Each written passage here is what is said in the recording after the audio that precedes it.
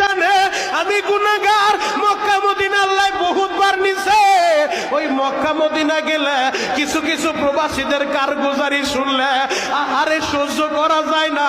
হেরেমের ভিতরে গেলে দেখা যায় অনেক প্রবাসী বৈধ কাগজপত্র নাই, আকামাটাও ঠিক মতো দেয় নাই, মালিক টাকা নিয়া আকামাও কইরা দেয় না, ঠিক মতো কাজও করতে পারে না। ওই প্রবাসী ছেলেটা একটা কাপড় বইরা সপ্তাহকে সপ্তাহ পার কইরা দেয়। ডামোটার যুবক রে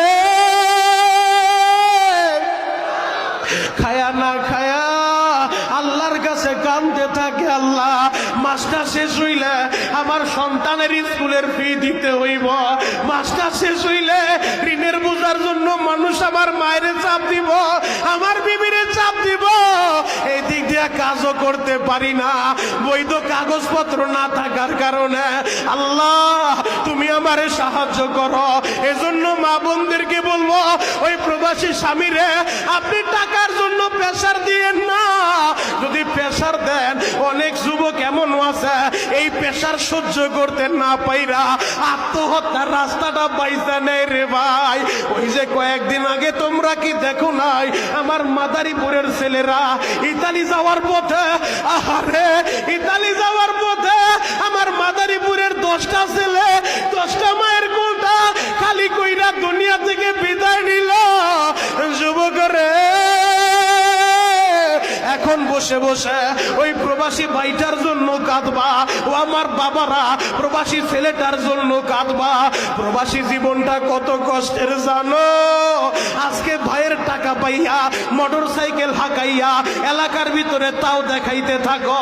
ও যুবকেরা বাবার টাকার মোটর সাইকেল পাইয়া আর 15 নিয়া পুরা দামর টাকা পাবে। এই বাবা কত কষ্ট করে জাননি। ঈদের দিন সকাল বেলাও ওই প্রবাসীর অনেক প্রবাসী ডিউটি করে, এই দিক দিয়া দেশ থেকে মাই টেলিফোন করে, ও বাবা সবার জন্য মার্কেটে টাকা পাঠাইছো, আমি সবার টাকা বন্টন করে দিছি, বাবারে তুই কি খাইছ? তখন প্রবাসী ছেলে মায়েরে মিথ্যা সান্ত্বনা দেওয়ার জন্য বলে, মা আমি অনেক কিছু খাবার খাইছি। আরে মার কলিজা তো মায় তো আর বুঝে রে বাবা, মা এমন একটা জিনিস রে ভাই, ছেলে চাইলেও মার কাছে লুকাইতে পারে না।